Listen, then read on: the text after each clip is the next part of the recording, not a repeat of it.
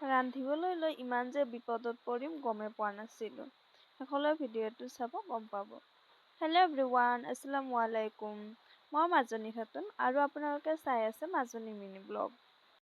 আজি আম্মাই ঘৰত নাছিলে, আম্মা নানীহঁতৰ ঘৰত গৈছিলে, সেইবাবে মোক ৰান্ধিবলৈ গৈছিলে। আজি ঘৰত আছোঁ, আব্বা, মই, ভাইটি। সেইকাৰণে আমি তিনিজনৰ কাৰণে ভাত কেইটামান বহাই দিলোঁ। ভাতৰ চাউলখিনি ধুই আছিলোঁ। তাৰপিছত ভাতখিনি বহাই দিলোঁ। ইমান পোকা হৈছে চাওক না, লাইটৰ পোকাবোৰ চাই মোৰ ঘিণ লাগি আছিলে, সেইকাৰণে লেতেৰা লেতেৰা ফিল হৈছিলে যে কিমান পোকা। তাৰপিছত ভাত বহাই দিলোঁ লাইনত। তাৰপিছত মই এতিয়া মাংস বনাবলৈ ল'লোঁ। নাজানো বনাবলৈ, তথাপি মোবাইল চাই চাই বনাই আছোঁ ফাৰ্ষ্ট টাইমৰ কাৰণে।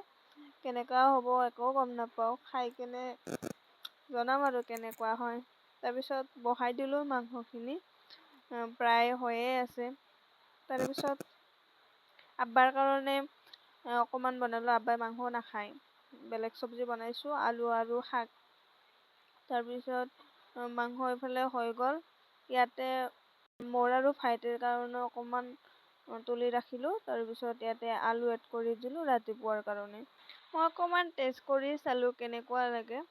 খাই কেনে চালোঁ ভালেই লাগিছে। আজিৰ ভিডিঅ'টো ইমানলৈকে আছিল।